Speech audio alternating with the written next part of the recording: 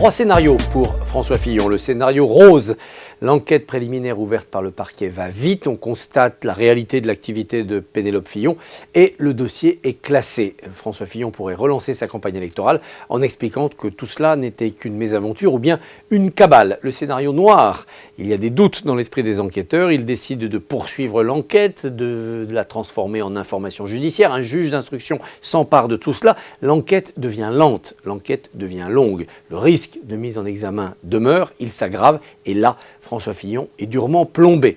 Pas assez, sans nul doute, pour renoncer à une candidature. Il a dit qu'il ne le ferait que s'il était mis en examen, mais assez, probablement, pour dégringoler dans les sondages et se voir menacé d'être éliminé au soir du premier tour, laissant Emmanuel Macron affronter Le Pen au second. Entre les deux, il y a des scénarios intermédiaires où l'on verrait notamment Pénélope Fillon avoir des soucis avec son emploi à la Revue des Deux Mondes, mais François Fillon être libéré de toute inquiétude pour ce qui est de ses assistants parlementaires. De toute façon, quelles que soient les suites judiciaires, il y a une certitude, il y aura un coup électoral pour François Fillon. Au moins, il y aura un coup parce qu'il n'a pas vraiment dit la vérité. Plus exactement, il a fait passer sa femme pour une femme au foyer alors qu'elle était engagée à ses côtés et travaillait comme assistante parlementaire.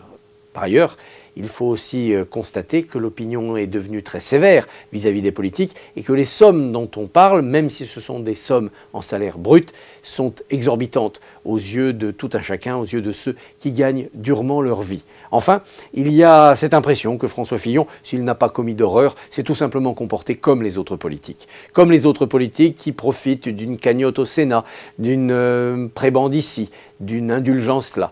Or, François Fillon, pendant la primaire, avait donné l'impression de n'être pas comme les autres.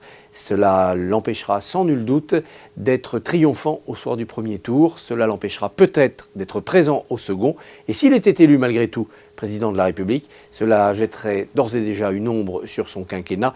Il ne pourrait pas, lui non plus, nous dire qu'avec lui, la République serait exemplaire.